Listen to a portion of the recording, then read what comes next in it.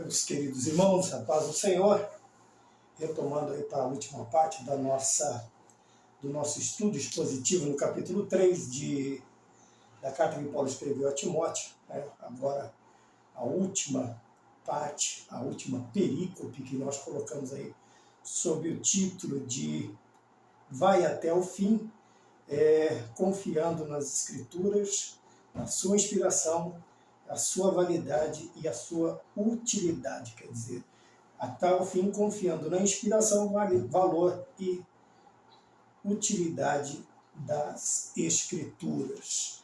E como tal, nós vamos usar, talvez hoje um pouco mais de tempo, nós vamos usar aí os 4 últimos versículos. Eu lembro que eu deixei o versículo 13 junto com esta parte também. Então vamos ler do versículo 13 até o versículo de número 17, que na versão está escrito assim: Mas os homens maus e enganadores irão de mal para pior, enganando e sendo enganados. Tu, porém, permanece naquilo que aprendeste, de que foste inteirado, sabendo de quem tens aprendido, e que desde a tua meninice sabes as sagradas Escrituras, que podem fazer-te sábio para a salvação, pela fé que há em Cristo Jesus.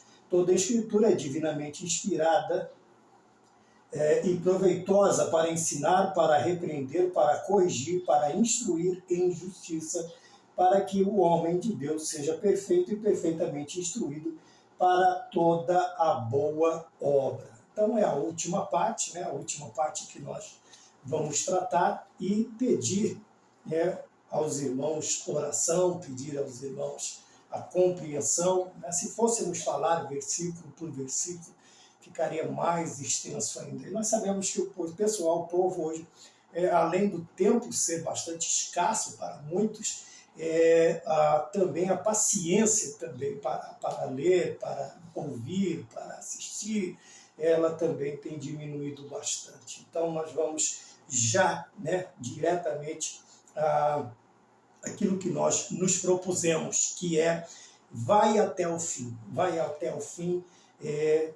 baseado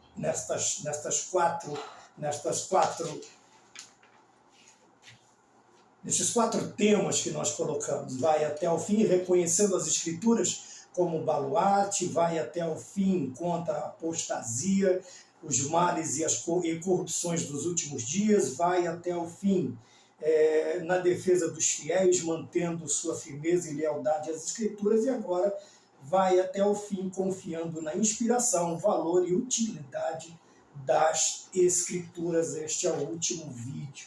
Então não é ir até o fim de qualquer maneira, não é ir até o fim de qualquer forma, ainda mais quando nós nos deparamos nesses últimos dias com uma aversão maior, uma ojeriza quase que geral, excetuando e não também generalizando, entre os cristãos, contra a Bíblia, contra as sagradas Escrituras, contra os ensinamentos da palavra de Deus. Por que eu disse contra? Porque nós já temos aí alguns cristãos, principalmente alguns obreiros, homens de nome, de renome, que já estão falando até que a Bíblia é equivocada, que a Bíblia é retrógrada, que a Bíblia é ultrapassada, que a Bíblia precisa ser contextualizada, e por aí vai. As desculpas daqueles homens, como Paulo disse a Timóteo, que estão na operação do erro, do engano, aqueles que se opuseram a Deus, que são contra Deus, aqueles que entram nas casas e também arrebatam aqueles corações, tanto de homens e mulheres, no caso Paulo citou um gênero, mas entram nas casas e eles arrebatam aqueles também que aqueles muito descontentes, que voluntariamente colocarem seus corações, deliberadamente colocarem seus corações, ser contrários, não querer ser aversos à verdade, não querem mais saber da verdade. Antigamente o povo dizia que a verdade dói.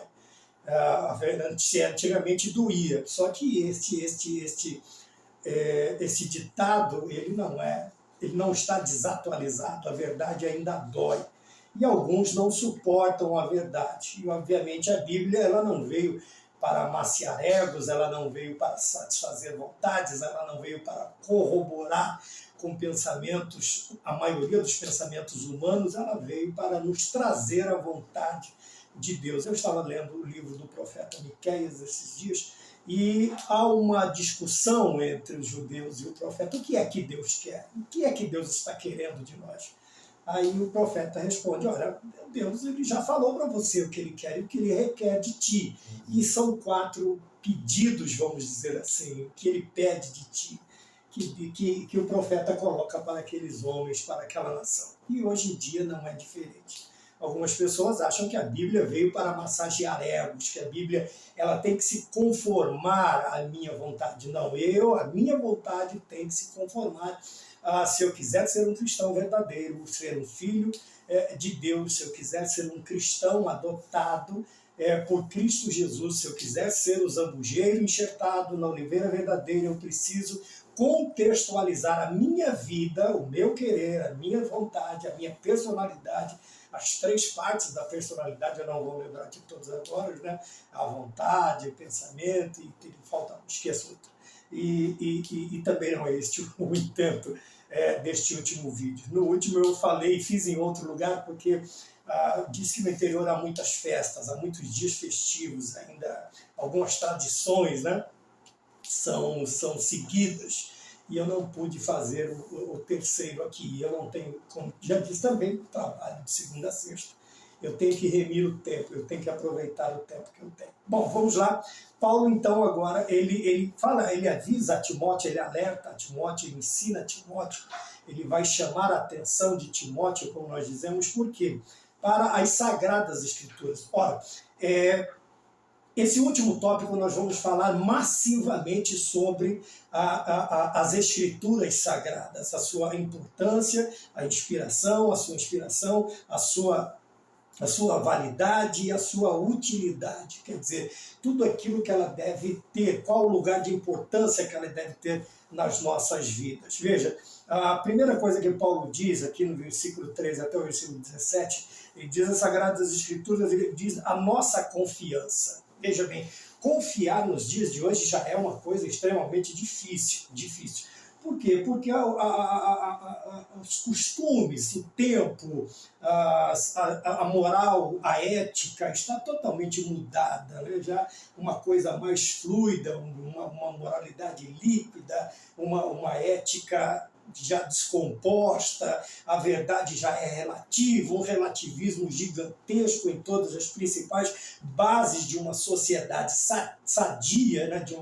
O que forma uma sociedade, além de as pessoas, as famílias formam a sociedade, ela é regida por leis morais, por leis éticas, senão seria o caos. E onde impera o caos não pode existir uma sociedade, porque o caos, já o próprio nome diz, vive-se no estado caótico, desordenado, sem leis, sem nenhum tipo de limites, e isso destrói qualquer sociedade. O próprio Cristo, ensinando, ele disse assim, que uma cidade revoltada contra ela mesma, ela não pode subsistir. Um povo revoltado contra ele mesmo, ele não pode subsistir. Então, vejam bem, então, para que haja esta boa vizinhança, é necessário também que esta sociedade não seja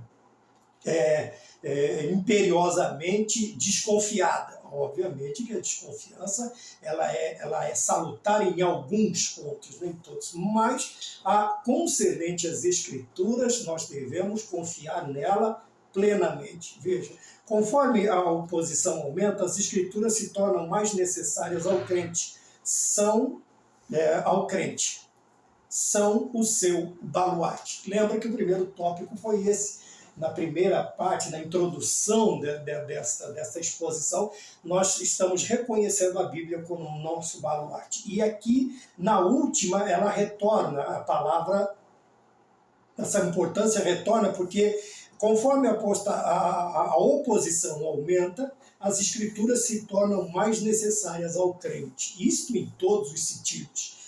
Tanto é que a Bíblia é clara que diz que por aumentar a iniquidade, ele diz oposição, eu posso usar apostasia, eu posso usar a iniquidade, tudo está numa escala superlativa, podemos dizer assim, tudo que é contrário a Deus, tudo que é contrário às Escrituras, tudo que é contrário ao cristão, ao viver piamente ou piedosamente, algumas versões dizem, elas aumentarão, aumentando a oposição, consequentemente, a importância, a utilização, a confiança, a credibilidade nas Escrituras, ela tem que crescer também, ela tem que aumentar também. Por quê? Porque ela é o nosso baluarte. Ora, nós vamos ver já foi visto, vimos e veremos, se alguns de nós, como diz aquela frasezinha bonitinha que o povo gosta de quem viver verá, veremos coisas muito mais escabrosas do que vemos hoje. Ora, consequentemente, quanto maior o veneno, maior deve ser o remédio. Quanto maior a dosagem do veneno, maior a dosagem. A letalidade do veneno, maior deve ser o volume, da quantidade do remédio para combater este veneno. Ora, e nós sabemos que esse veneno chamado pecado, apostasia, o único remédio para tudo isto é chamado de as Sagradas Escrituras. Sagradas Escrituras, e nós precisamos usá-la, fazer uso cada vez mais. Eu tomo remédios, são remédios contínuos, eu tenho que fazer uso deles continuamente e até diuturnamente alguns. Então vejam bem, as Sagradas Escrituras não fogem à regra. Se eu preciso de remédios para combater a minha doença humana, vamos dizer assim, eu preciso do remédio para combater a doença espiritual. No caso, o pecado, no caso, a apostasia, no caso, as transgressões, as oposições, eu terei que usar, consequentemente, um volume maior, uma quantidade maior de momentos de credibilidade, de aceitação, de busca pelas Sagradas Escrituras. Ela aqui como diz também, o comentarista diz aqui, elas se tornam mais necessárias ao crente. Mais necessárias. Quer dizer, que se uma coisa ruim aumenta, a coisa boa se torna mais necessária. Se uma coisa ruim me afeta, eu preciso de mais coisas boas ou de melhores coisas para que o efeito seja, ou pelo menos, retroagido, ou também extinto de uma vez por todas. Assim vem. Como o pecado ele só vai ser extinguido da vida do ser humano na glorificação, nós vimos na escola dominical, o homem ele vai ter esta liberdade, essa libertação, ele vai conseguir se livrar do pecado somente após a glorificação. Quer dizer, quando Cristo vier buscar a igreja, nós teremos um corpo semelhante ao dele, e neste corpo o pecado não pode. Esse aqui, por mais anos que eu tenha sobre a face da terra, por mais tempo que eu tenho, por mais dias que eu viva sobre a terra, ou alcance muitos ou poucos dias, o pecado estará sempre arraigado nesta carne. Por isso ela é chamada de corruptível, de mortal, de falível, de uma infinidade de limitações que existem. Consequentemente, o pecado ainda mora no nosso corpo carnal. Vejam, nós precisamos tomar cuidado para que nós também não deixemos esta doença aumentar. Como ela não aumenta, como ela só será extinta num determinado dia, para que ela não aumente, para que ela não cresça em demasia, eu preciso do remédio, eu preciso da solução para que pelo menos eu diminua essa quantidade, né? Ela retroceda, esta doença retroceda, recolha um pouco, chamado pecado, porque extinta ela só será no dia da vida do Senhor. Então, quanto maior a apostasia, quanto maior, vamos dizer, a oposição, maior, mais necessário se torna que a Bíblia ela seja o nosso baluarte. Lembra que eu expliquei? Baluarte, base e alicerce. A nossa vida deve estar alicerçada cada vez mais na palavra de Deus, na palavra do Senhor, e nós precisamos tomar cuidado. Então, indo até o fim,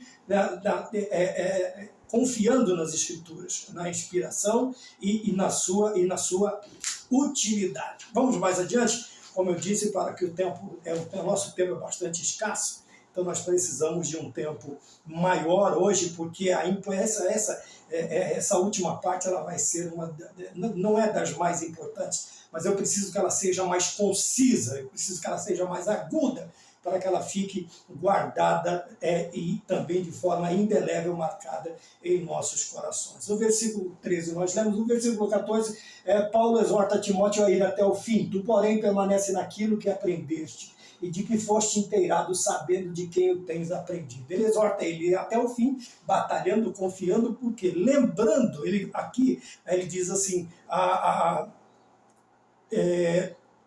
que em contraste à oposição do mundo e a sua fraude, Timóteo devia continuar com a doutrina sadia das Escrituras. Então a primeira coisa aqui que nós vamos ver, a doutrina sadia das Escrituras. Eu vou até o fim confiando na sadia, na sã doutrina, sadia, sã doutrina. Então vemos aqui, apesar da oposição do mundo e das fraudes, nós falamos no vídeo passado sobre isso, as fraudes, os enganos, os erros, apesar de tudo isso, Paulo exorta a Timóteo a permanecer confiando no quê? Na doutrina sadia, primeiro, sadia das Escrituras. A primeira lição que nós temos aqui, as sagradas, a sã doutrina.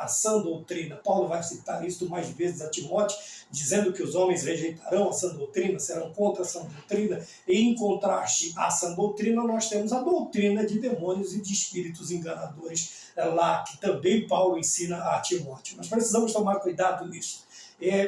Veja que a preocupação do apóstolo não é que ele simplesmente olhe, como no vídeo passado, para os seus exemplos, para a sua conduta, mas que, acima de tudo, ele permaneça fiel, confiando no quê? Na sadia, na sã doutrina. Primeira coisa, a doutrina, o ensino da palavra, seja sistemática, seja por um doutor, seja por um leigo, mas desde que ela não entre em confronto com a santidade de Deus, como nós dissemos do pecado, é um ataque direto à santidade de Deus, é quando eu erro o alvo, quando não me importa, se eu olhar para as Escrituras, não precisa ser um douto, não precisa ser, nós vemos hoje em dia muitos doutos, né, querendo até a reforma das Escrituras e uma infinidade de coisas. Nós precisamos tomar cuidado. Vejam bem, Paulo diz, a primeira coisa que ele diz é: Timóteo, veja bem, apesar de tudo isso, você deve continuar com a doutrina.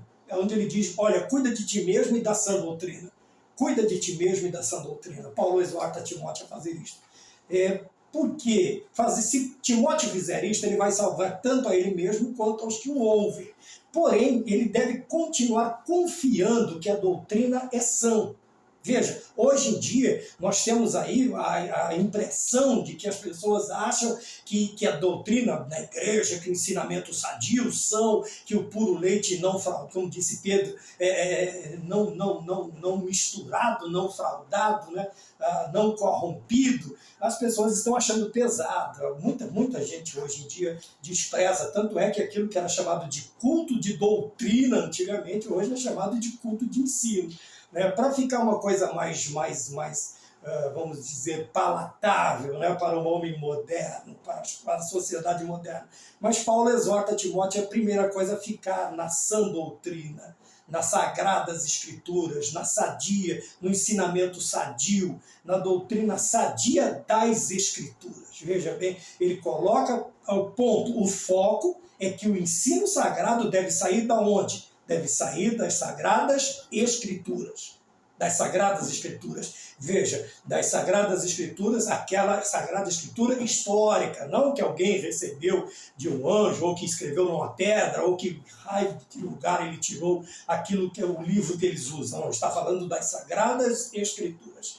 Veja que ele chama, ele traz de novo à memória as Escrituras. Nós não podemos perder, por mais material que nós temos, que nós recebemos, que são compostos, que são impressos, que são vendidos, que são anunciados. A Sagrada Escritura deve ser a palavra, o peso. Sabe quando você está num lugar que venta e os papéis tendem a espalhar, você geralmente procura algo mais pesado para que eles não se espalhem. Então é isso. Você pode ter tudo, mas o peso que segura tudo aquilo tem que ser as Sagradas Escrituras. A minha doutrina, a sua doutrina, a sã doutrina, ela não é tirada. As sagradas é de outro lugar. As sagradas doutrinas, as doutrinas sadias, elas só podem ser tiradas das Escrituras. Nós temos aí de Gênesis a Apocalipse, 66 livros, que aqui ele diz assim, podem fazer-te sábio.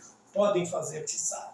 Porém, o insensato ele será contra ela. Primeira coisa, então, que ele diz, que apesar da fraude do mundo e da oposição do mundo contra tanto a Bíblia, as Escrituras e aos cristãos e à Igreja de Cristo na Terra, não estou falando de denominações, eu estou falando da igreja que vai morar no céu, a igreja do arrebatamento que será tirada do meio das denominações, de cada denominação, aqueles que forem fiéis a Deus, aqueles que forem fiéis a Cristo, aqueles que verdadeiramente têm os seus nomes escritos no livro da vida, aqueles que verdadeiramente fizeram uso, nesse caso não precisa de moderação, você pode usar a palavra de Deus à vontade, as Sagradas Escrituras, esses serão chamados. Veja, não há um lugar para cada denominação no céu.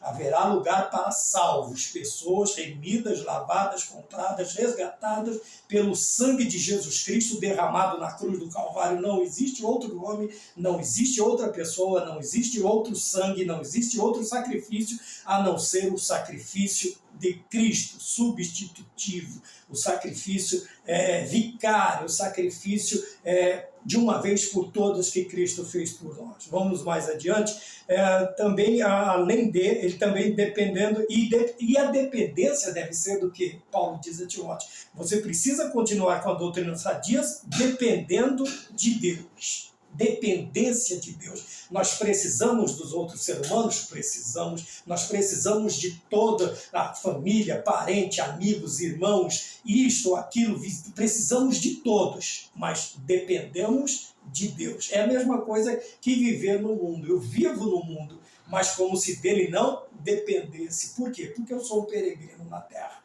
Ora, e se a minha dependência estiver, como disse Jeremias, no braço de carne, essa dependência será uma dependência inútil, uma dependência improdutiva, mas a partir do momento em que eu devoto a minha vida, eu consagro a minha vida e neste inteirinho eu coloco também a minha dependência totalmente em Deus, por isso o salmista Davi, no Salmo 40, no versículo de número 17, um rei escreveu, eu sou pobre e necessitado, porém o Senhor cuida de mim. Veja bem, a dependência de Davi não estava nos seus tesouros, nos seus animais, no seu reinado, na sua coroa, não estava nos súditos, nem nos seus auxiliares. A dependência de Davi estava em Deus. Eu sou pobre e necessitado, porém o Senhor cuida de mim. É aqui isso diz a dependência. Eu posso ter tudo ao meu redor, saúde, comida, bebida, residência, eu posso ter tudo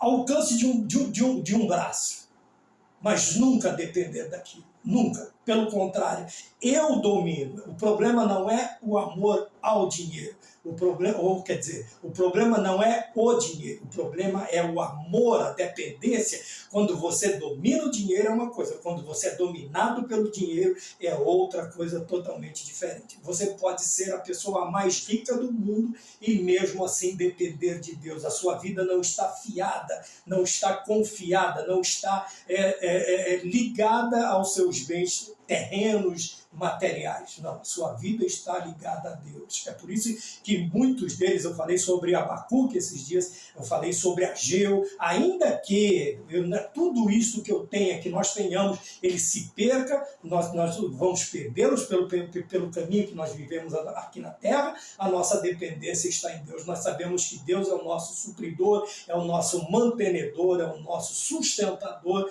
Deus é o nosso socorro bem presente na hora da angústia. Aqui está. Então ele tem que continuar acreditando ele deve continuar na sã doutrina e depender de Deus. Veja, são duas realidades importantíssimas na vida do cristão moderno. É confiar, é continuar na sã doutrina. Não, isso aí é coisa do passado, é coisa de velho. Não. Então nós temos que jogar a Bíblia fora. Porque só o Novo Testamento tem mais de 2000 anos, mais de 2000 anos que foi escrito, vamos dizer assim. Jesus Cristo apareceu há mais de 2000 anos, mais de 2000 anos. Então, agora a escritura veterotestamentária, então, né, hoje Israel, como não houve uma divisão no tempo, na cronologia, Israel hoje deve estar aí no ano 4000 e alguma coisa, 5000, quer dizer, é uma coisa antiga. Veja, coisa velha é uma coisa antiga é outra. Coisa velha fala de farrapo, sei lá, de maltrapilho. Coisa antiga já me remonta a quê? Sabedoria, experiência, conhecimento, né? Antigo. Então, antigo, porque velho é outra coisa. Então, nós temos que tomar cuidado. Hoje em dia, muitas pessoas estão achando que a sã doutrina, ou que as sagradas escrituras, ou que a dependência de Deus é uma coisa velha, retrógrada, coisa do passado. Não, veja bem, era uma coisa, funcionou no passado? Amém. Não funcionou? Aqui tudo vai funcionar, lógico, tudo funcionou. Eu tenho uma máxima assim, se não deu certo para você, eu não vou tentar fazer, não vou tentar fazer. Se não deu certo a primeira vez, a segunda vez, eu não vou tentar a terceira vez. A não ser na vida espiritual, né? Disso que eu estou falando. Eu estou falando quanto a entendimento, a inteligência de que determinadas coisas são passadas, são velhas, são antiquadas e nós devemos desprezá-las de maneira alguma. Por isso o rei Salomão, ele disse num determinado lugar, ele disse assim, não remova os marcos antigos. O que eram marcos? É aquela madeira que se finca no chão, na terra, para demarcar terrenos, vamos dizer assim. Então, o meu terreno é daqui até aqui, o seu começa daqui para lá. Nós vemos hoje muito, né, nas cidades, quando um determinado lugar, um determinado bairro, ele é loteado, os lotes são marcados com esses marcos. Marcas, marcados, marco. O marco é aquela estaca posta ali. E ele diz para não remover, não remover. E se nós pensarmos espiritualmente, os marcos são os limites. Limites. O que impõe limites não é que impõe ou impõe limites na vida do cristão, são os marcos antigos. Porque os novos, irmãos, só está levando a coisa de mal a pior. Eu digo novos ensinos, novas doutrinas, novos parâmetros, novos entendimentos, novos pensamentos. Meus queridos irmãos, quando o cânon foi fechado, já não existe mais nada, tudo a acrescentar. Tudo já está aqui, não precisa de novos parâmetros e assim sucessivamente. Então ele convida Timóteo a continuar dependendo de Deus. Porém, nós temos elementos importantes dentro também desses dois exemplos, desses dois... Esqueci a palavra. Vejam bem, o importante, que você precisa perseverança. Coisa interessante. Paulo chama a atenção de que Timóteo, além de ele demonstrar o contraste e falar para ele continuar na sã doutrina e dependendo de Deus, ele coloca uma coisa interessante, que é perseverar naquilo que você aprendeu. Perseverar naquilo que você aprendeu. Versículo 14, tu porém aprendeste sabendo de quem tem aprendido. Permanece naquilo que aprendeste. Então vejam bem, muitas vezes nós somos aí tentados por novas fórmulas, por novas ideias mágicas. Alguém aparece e cai de paraquedas e vem com ideias como se ele tivesse descoberto aí de novo, sei lá, o Brasil, para não falar outra coisa. Chegando. Não, cheguei e a novidade é essa e é isso aqui que nós temos que implementar. Irmãos, o que aumenta, o que acrescenta na vida espiritual, o que acrescenta na vida tanto numérica, tanto na igreja, tanto como organismo, como organização, tudo que aumenta, tudo que acrescenta é somente a presença de Jesus Cristo e você continuar na sã doutrina e dependendo de Deus. Existem aí fórmulas mirabolantes para crescimento da fé, crescimento de igreja, crescimento disso, crescimento daquilo que nós temos visto, infelizmente, é apenas a diminuição de tudo. Por quê? Foram removidos os marcos, as cercas foram quebradas e houve uma debandada. E estão por aí agora procurando lugares que o pasto, vamos dizer assim, a alimentação não traz nenhum sustento, nenhuma força, e continuam procurando. Uma dica boa é volte de onde você, como o Senhor disse lá no Apocalipse, lembra-te de onde caíste. Volta lá, não tem esse negócio daqui, eu lembrei que eu caí lá, então daqui para frente. Não, volte aonde caíste, volte, lembre-se, volte de onde você caiu e começa tudo de novo, tá bem? Para que não haja uma interrupção, uma fissura, uma rachadura, uma ruptura na sua caminhada, para que não fique uma lacuna e lá na frente esse vazio ele vai voltar lá na frente e você vai sentir falta de alguma coisa que você não aprendeu na caminhada. Lembrando que a nossa revista da Escola Dominical fala sobre a carreira que nos está proposta, esta caminhada. Precisamos tomar cuidado com isso. Ele diz aqui assim, ó, perseverar é continuar naquilo que você aprendeu. Ora, meus queridos irmãos, como eu disse que faço uso de medicamentos, vejam bem, desde criança, a criança sempre foi contrária ao remédio que é amargo, mas quando nós nos lembramos, nós vemos que remédio com gosto de chiclete nunca foi bom.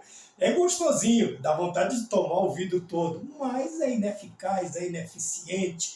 Então foram tentando mudar o gosto, vamos dizer assim. Né? A vacina, lembra daquela baita agulha, depois veio aquele revolvinho, aquela pistola, né? E aquilo tudo não vai doer, é só uma picadinha, não doía, o que não doía? Eu fazia o uso de um determinado, graças a Deus não faço mais, chama-se aminofilina, né? Ele é um broncodilatador, a agulha para mim, naquele tempo, eu era criança, era gigantesca, introduzida intravernal, era complicada aquela agulha, aquilo me dava um desespero quando a asma, a bronquite atacava demais, eu não podia fazer uso de medicamentos, a não ser daquele, né, que é uma coisa que é praticamente o último estágio. Então vejam bem, mas no passado, no decorrer dos tempos, foi mudando o gosto dos remédios, né? A gente lembrava daquele que passava na feridinha e ardia, hoje ele já não arde mais, e uma infinidade de coisas. Eu posso usar isto quanto o que está acontecendo hoje nas pregações, principalmente, já falei, vou falar de novo, principalmente nos nossos púlpitos. Quando eu digo nossos, eu estou falando dos cristãos evangélicos, qualquer denominação. Nós estamos mudando o gosto do remédio. E remédio com gosto de morango, de framboesa, e outros, mudamos a cor, mudamos o gosto. E o que aconteceu? Porém, a sua eficácia foi se perdendo com o tempo. Assim estão fazendo com as escrituras, estão mudando o gosto, mudando a cor, colocando uma cor mais atrativa, um gosto mais palatável, mas a eficácia, vamos dizer assim, contra a doença que eu disse que é o pecado, ela está se perdendo. Por quê? A própria Bíblia nos alertou que por aumentar a iniquidade o amor de muitos esfriaria. E isso aqui, amor, só existe em quem ama. E quem é que ama? Quem aprendeu a amar. Porque Deus é amor. Obviamente que quem é que ama é quem aprendeu com Deus. Não pode ser qualquer um. O amor não está do Pai, não está nele. Veja, quando ele diz que nós nos tornamos amigos do mundo, o amor do Pai não está em nós. Então, consequentemente, o amor só está naqueles que conheceram a Deus. Veja que no vídeo passado, ou retrasado, eu falei sobre isso. Eles deliberadamente não são os que não conhecem que se tornarão opositores, são os que conhecem. Por que não dizer os que mais conhecem? Então, nós vemos que o gosto do remédio, a cor do remédio está sendo mudada. As doutrinas, os costumes, os bons costumes, uma infinidade de coisas que nós estamos vendo nos dias de hoje. Tudo isso para quê? Para que a criança, né? Nós somos infantes quando aceitamos a Jesus. Paulo vai chamar a atenção dos coríntios, dizendo a eles, eu deveria estar alimentando vocês com comida sólida, mas vocês ainda são crianças na fé. Eu tenho que alimentar com leite. Então, aqui a criança, nós estamos falando do novo convertido, daqueles que estão vindo, visitando igrejas. Então, nós tem a tendência, nós vemos isso muito nos cultos, a tendência de mudar o gosto, de mudar a cor e, consequentemente, a eficácia também diminuirá. Mas ele diz que nós devemos perseverar e continuar naquilo que aprendemos. Aprendemos de quem? Dos nossos antepassados diretos, dos nossos antepassados remotos. né, de todos os heróis, de todos os personagens bíblicos, aprendendo tanto a boa conduta quanto a má conduta. Nós precisamos fazer uso disso, voltar a fazer, ou perseverar naquilo que aprendemos. Perseverança, continuidade. Você tem que se manter naquilo que você aprendeu. Por quê? Porque depois Paulo vai apresentar a razão da eficácia das Escrituras. Então ele vai dando continuidade. Veja que o pensamento continua. Paulo agora expõe, agora ele vai fazer o quê? Ele vai apresentar a razão desta eficácia. Por que a Bíblia é eficaz? Ora, tudo tem uma razão, tem um porquê. Então vamos lá. Por que a eficácia das Escrituras? Por causa de sua origem. Veja, divinamente inspirada. Então, por que a Bíblia é eficaz? É um remédio que nós não precisamos mudar a cor, mudar o gosto, mudar a quantidade da ardência, ou diminuir a quantidade, o volume da ardência, vamos dizer assim. Ora, por quê? Porque ela é de origem divina. Minha mãe sempre dizia para mim que o que arde cura e o que aperta segura. Então vejam bem, remédio que não arde, remédio que não tem gosto ruim, meu amigo, não é remédio. Não é remédio. É só um embuste, né? Um engodo para que a pessoa... A palavra, irmãos, que não vem de encontro ao nosso pecado, que não nos fere a alma por causa do pecado, por causa das transgressões, por causa da nossa falibilidade, por causa da nossa independência de Deus, ela não é a palavra de Deus. É a palavra de Deus a partir do momento em que ela confronta o meu ser. Ela confronta o homem interior, ela confronta o meu psique, o meu pensante, ela me faz pensar, ela me faz arrazoar. Aí sim é a palavra de Deus. Fora isso, não passa de uma mera exposição de alguma ideia humana ou inumana que foi colocado na cabeça de alguém. Ontem eu falei sobre quando nós pregamos, nós não precisamos pedir desculpas, porque o que nos foi dado para pregar não nasceu da nossa mente, da nossa cabeça. Nós temos a certeza de que aquilo que fluiu, veio do coração de Deus para o nosso coração. Aí ele começa falando sobre vir de Deus. Veja, por que a origem ela é divina? No versículo 16, que toda escritura, ela diz que toda escritura é divinamente inspirada. O que isso quer dizer? Veja bem, o que é inspirar? Veja, lembra daquelas aulas que nós tínhamos de educação física e tal? Inspira, expira. Isso faz parte da respiração. A inspiração e a expiração. Então, isso faz a respiração. Então, vamos aqui, a ideia é de que ela foi expirada por Deus.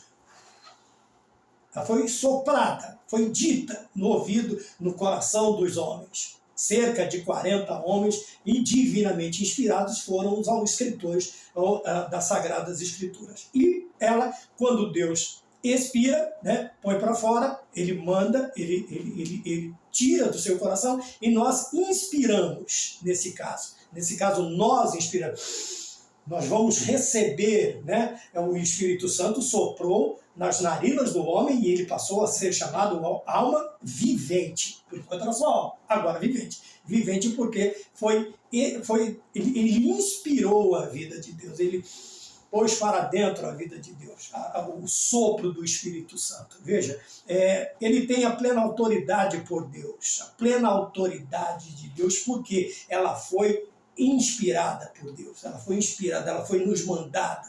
Então nós temos aí na história, né, em cerca de tantos anos, cerca de 40 homens divinamente inspirados por Deus foram os escritores das Sagradas Escrituras, dos 66 livros que nós temos aqui, né, em cerca de 1.600 anos, porque data é difícil nós batermos o martelo, mas nós temos aí, por quê? Porque Timóteo deve continuar com a sagrada doutrina, com a sã doutrina e na dependência de Deus. Primeiro, porque as Escrituras elas são divinamente inspiradas. A sua origem é em Deus. Deus inspirou, Deus nos deu as Sagradas Escrituras. Ele colocou no coração destes homens para que deixasse relatado nos anais da história para nós. É o best-seller, é o livro mais vendido do mundo, também o livro mais perseguido.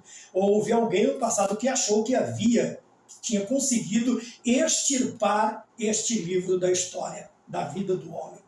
Mas, graças a Deus, ele se enganou. Ele se enganou, porque não é a palavra de um homem qualquer, é a palavra de Deus. E ela permaneceria, como nós vimos na Sagrada, passa-se os tempos, passam-se os homens, porém a palavra do Senhor permanece para sempre. Então, veja, por que nós podemos confiar nesta eficácia? Porque ela é, primeiro, de origem divina. Na sua inspiração, estes homens não escreveram daquilo que estava no seu coração, eles escreveram daquilo que Deus colocou em seus corações. Deus inspirou estes homens a escreverem, né? De várias formas Deus falou com eles e eles foram escrevendo aquilo que Deus ia colocando em seus corações, desde o Gênesis, desde o princípio, né? Desde lá do início até o Apocalipse, tanto é que nós sempre estudamos em bibliologia também que houve um tempo que algumas partes foram retiradas. Por quê? Porque não eram canônicas, porque eram espúrios, porque não eram inspiradas, né? Que é chamada de não canônica. Eu vou esquecer o nome mais fácil, eu vou esquecer de novo. Então eu sempre digo que aqueles livros eles passaram por este crivo, por esta análise, eles não foram achados, inspirados por Deus. Esses 7, 8, muito mais, que nós temos mais conhecidos, aí são 7, né? Mas tem outros que quase não são feitas menções deles, que foram escritos aí, únicos, principalmente naqueles 400 anos de silêncio, quando até João Batista, né, aparecer de Malaquias até João Batista, ficou aí cerca de 400 anos sem éfode e sem profecias. Quer dizer, daí surge João Batista pregando no deserto. Então vamos mais adiante. Nesse período, alguns ou a maioria dos espúrios, dos livros não canônicos, dos livros espúrios, eles foram sendo escritos por causa desta lacuna. 2. Ela é inspirada para quê? Para nos ensinar. Ela é escritura, toda a escritura, tanto o Antigo quanto o Novo Testamento, não há distinção. Jesus Cristo veio único e exclusivamente para cumprir, não para abrogar, não veio para acabar com o Antigo Testamento. Tanto é que nós fazemos uso propriamente do Antigo Testamento em conjunto, é um complemento, um complementa o outro. Sem um não entendemos o outro, não conseguimos. Se pegarmos o Novo Testamento, nós vamos ler, mas por que isso? Você vai encontrar nas figuras do Antigo. Não é também um livro tão somente figurativo ou figura de linguagem, é um livro histórico, nos conta a história, a saga do povo hebreu, do chamado de Deus em Abraão até hoje, né? Tanto é que a nossa fé é hoje, de uma forma jocosa, até por alguns chamados judaico-cristã. Então o Antigo Testamento e o Novo Testamento, toda a Escritura é divinamente inspirada, toda, do Gênesis ao Apocalipse. Tá bem? Então nós precisamos está ligado a isso. E ele fala que toda a Escritura é divinamente inspirada. Deixa eu ver se eu consigo aqui abrir, porque eu vou falando e me esqueço do tempo. Mas ele diz aqui que toda divinamente inspirada, e depois ele diz que ela é proveitosa para ensinar. Veja, principalmente aqui ele coloca as epístolas pastorais, principalmente as epístolas pastorais. Nós vamos ver cartas diretas, né? Veja, para a igreja de Éfeso, porém não é só para a igreja de Éfeso, é para nós também. Mas existem as pastorais, ou chamadas de epístolas gerais, quer dizer que abrangem toda a igreja. Quando nós falamos dos evangelhos, nós falamos de 3 evangelhos sinóticos e um não. Por que sinóticos? Esses 3, Mateus, Marcos e Lucas, eles têm a mesma ótica, a mesma visão, o mesmo prisma. Se você olhar os escritos, são praticamente iguais, idênticos. Mas quando você vai para João, nós temos um evangelho não diferente, mas para um destinatário diferente. Então ele escreve para quem? Para a igreja. Nós vamos ver por isso que são 3 somente os sinóticos. João, você vai ver que ele não é que ele diverge. João, ele traz uma ideia diferente, um pensamento diferente, não diferente na questão de oposição, mas de direcionamento. É um evangelho direcionado à igreja. Então vamos mais adiante. Veja, enfatizado principalmente o quê? O ensino nas epístolas pastorais, do qual nós estamos tratando aqui, que é Tito, Timóteo, são as cartas pastorais, né? Mais, vamos dizer assim, utilizadas, conhecidas, podemos até ter outra.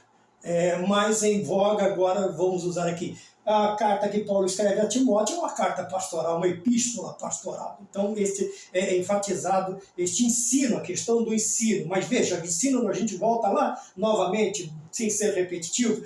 Qual deve ser o livro deste ensino? As Sagradas Escrituras. Ele fala para Timóteo que ele deve continuar naquilo que ele aprendeu, onde? Na doutrina das sadias Escrituras. Nas sadias Escrituras. Tá bem?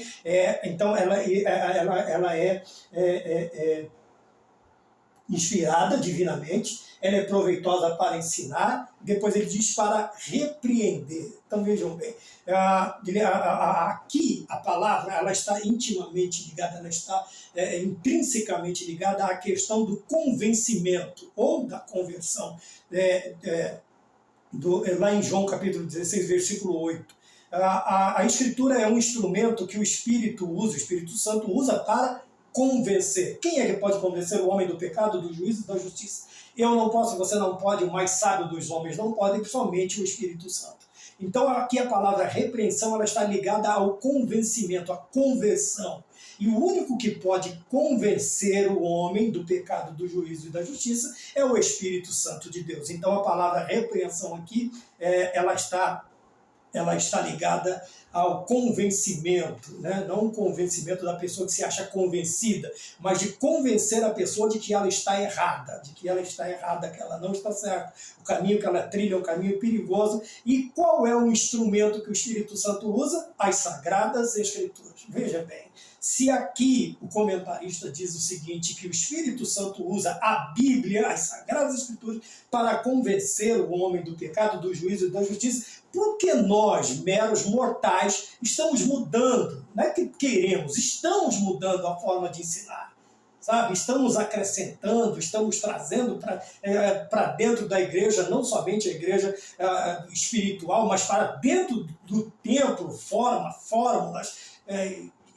espúrias, estranhas. Para quê? Para tentar convencer o homem. Por que esses eventos estranhos dentro das igrejas? Porque o Espírito Santo foi retirado da sua função, de uma das suas funções, e uma delas é convencer o homem. Então, a partir do momento em que nós não permitimos ou que nós tiramos o Espírito Santo desta área de convencimento, de mostrar para o homem que ele está errado ou que ele precisa se converter, ele precisa mudar seu caminho, nós temos que substituir por alguma coisa. E estamos substituindo aí por coisas esdrúxulas, que nunca foi visto dentro da igreja, dentro da história eclesiológica, nós nunca vimos esse tipo de coisa. Porém, agrada aos olhos dos homens, vamos fazer. O que importa talvez seja bancadas cheias, né, com galerias cheias, as burras cheias, né, da consequente invasão dessas pessoas atraídas por fórmulas mágicas de crescimento, de convencimento. Não, porque se continuar pregando... Quando eu cheguei no interior, alguém disse para mim que se eu quisesse ganhar almas ou ver igreja cheia cantando o hino 15, né, ó, com cego andei perdido vaguei, eu nunca ia conseguir. E eu disse, então qual é a fórmula? Bateria, guitarra, nada contra quem quiser, lote a sua igreja disso, o problema é seu. Mas... que aquilo não ia funcionar. E um rock pesado. Eu falei, o único rock que vai ter vai ser o rock do serrote, ou da faca de cortar pão, né? Para passar manteiga na escola dominical, antes da escola dominical. Mas veja bem, são 25 anos cantando o hino de número 15. Ah, mas irmão, o que é que você viu? Eu vi o que o Espírito Santo fez. Não fui eu quem fiz, não foram as suas ideias quem fizeram, foi o Espírito Santo. Se é vagaroso para mim, aparentemente lento para mim, porém é a vontade de Deus que seja feito daquele jeito. Por quê? Tudo que demora, que obedece os seus estágios de crescimento, progride, permanece. O que é crescido assim de uma hora para outra, pum, de uma noite para outra estalou, já está gigante, geralmente, meu irmão, tem coisa errada, tem fraude, tem alguma coisa que no futuro vai se extinguir e vai acabar, tá bom? Então a palavra repreensão que Paulo fala aqui para Timóteo, ela está ligada à questão do ensino, e também ligada ao capítulo 16 de João, versículo 8, e também ligada ao Espírito Santo. Consequentemente, qual é o livro que o Espírito Santo usa para ensinar, para redarguir, né? Ele coloca aqui para ensinar, para repreender, para corrigir, para instruir em justiça. Qual é o livro que o Espírito Santo usa? As Sagradas Escrituras. Mas aí você vai falar, mas o Espírito Santo lê? Ele não precisa, ele já conhece ela toda. Mas ele usa a mim e a você, assim como Paulo está dizendo para Timóteo. Se renda a Deus, dependa de Deus.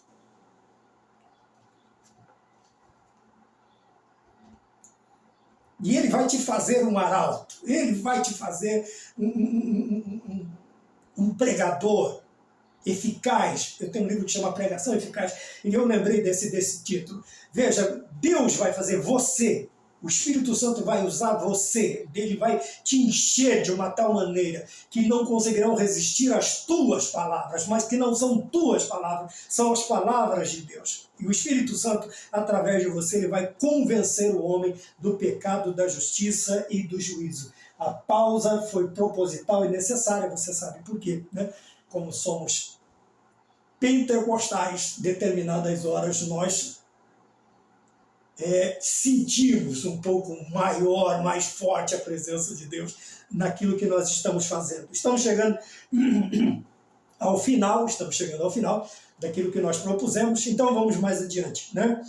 Correção carrega a ideia de melhoramento. Veja bem, pega uma coisa estragada, Paulo disse aos Coríntios que nova criatura é, e ele vai fazendo o quê? Ele vai melhorando este homem. As escrituras vão melhorando, ela vai corrigindo, acertando. Não é a correção, às vezes, quando falamos de correção, às vezes a pessoa liga a ideia ao esbravejamento, ao uso de um chinelo, uma cinta, uma vara, alguma coisa, mas a questão aqui é a ideia de que o Espírito Santo vai te melhorando. A partir do momento em que você vai preenchendo a sua vida com as Sagradas Escrituras, o Espírito Santo vai melhorando a sua vida, em todas as áreas, em todos os âmbitos da sua vida, o Espírito Santo vai melhorando a sua vida. E essa educação em justiça, essa instrução na justiça, ela indica o quê? Um treinamento ou educação que se encontra no caminho da justiça ou na fé.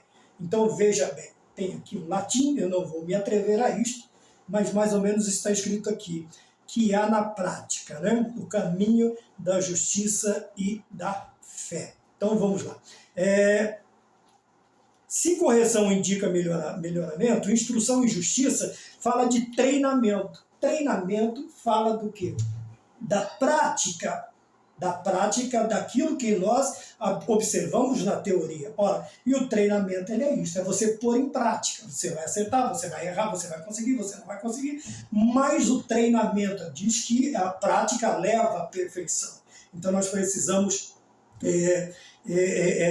seguir esse caminho de treinamento que há na educação.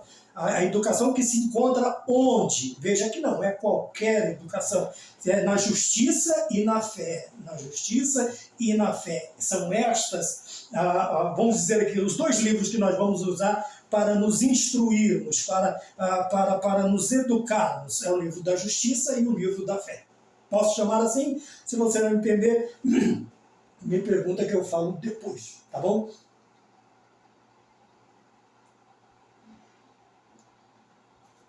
Eu disse que essa se tornaria um pouco mais extensa. Então, a ideia de correção e melhoramento, a justiça fala de treinamento.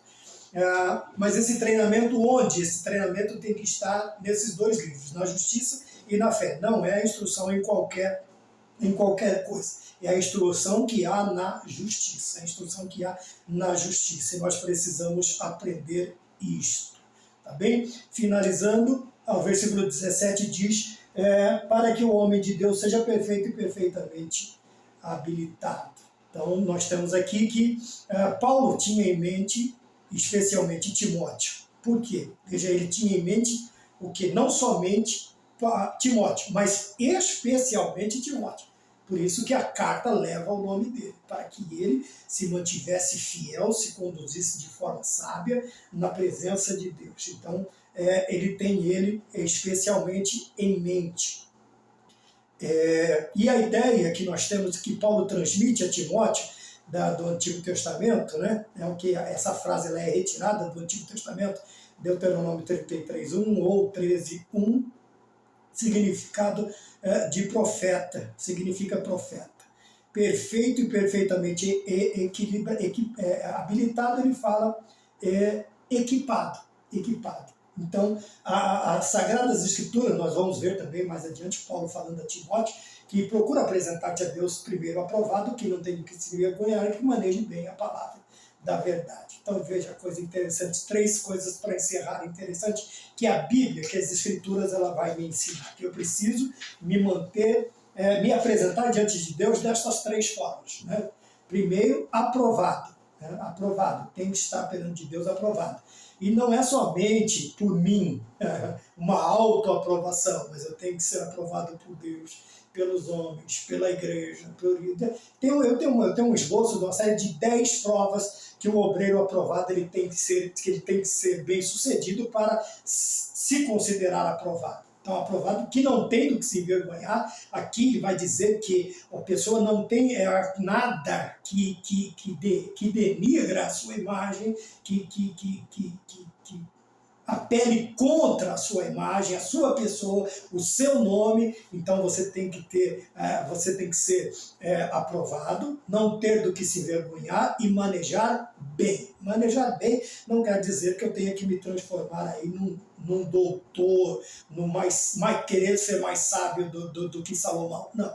Mas essa sabedoria aqui, eu tenho que alcançar o meu limite, os meus píncaros, o topo, até onde eu posso e até onde eu posso chegar. Aí eu vou olhar para Deus e dizer para Deus, daqui para frente não tem mais espaço no HD, eu não consigo assimilar mais nada. Ou vai chegar o tempo e nós vamos chegar à conclusão, como chegou aquele sábio. De uma coisa eu sei, que de nada sei. É esta a nossa ideia. Porém, nessa nossa limitação, com quanta sabedoria, principalmente, mormente, as coisas de Deus, eu não posso me escorar nessa ideia de que eu nunca vou conseguir e não fazer nenhum e nem outro. Não, os 2 extremos eles são difíceis. Tanto eu não vou conseguir, porque sou limitado, sou um ser humano, e não fazer, por causa dessa limitação, é o outro extremo, parar, não querer aprender, não querer saber, é uma outra coisa perigosa. Tá bom? Então, concluindo aí, vai até o fim, confiando nas Escrituras, na sua inspiração, no seu valor e na sua validade, no seu valor e na sua utilidade. É o que eu acabei de falar. Né? Nós precisamos tomar, porque se não é de um jeito, é de outro. Antigamente, quando era mais novo, era muito mais fácil, era muito mais simples assimilar, guardar. A idade vai chegando e nós vamos começando a esquecer das coisas. Mas tu, porém, vai até o fim. Vejam que nós precisamos nos preocupar com isso, de ir até o fim. Né? Chegamos à conclusão desses 4 vídeos, desses 4 temas que nós aplicamos aí. Vai até o fim, reconhecendo as Escrituras como baluarte. Vai até o fim contra a apostasia. Vai até o fim na defesa dos fiéis e vai até o fim confiando nas Escrituras. É o que nós precisamos, porque de nada nos adiantará chegar até o fim, chegar no fim, chegar ao fim e não tivermos feito nenhuma destas coisas. Que Deus nos abençoe, nos guarde, que Deus te dê paciência e discernimento e entendimento daquilo que você vai ouvir. Que Deus te abençoe no nome do Senhor Jesus Cristo e que a graça e a paz de nosso Senhor Jesus Cristo esteja sobre a tua vida e da tua família e dos teus, os que estão ao teu redor, no nome do Senhor Jesus Cristo. Amém.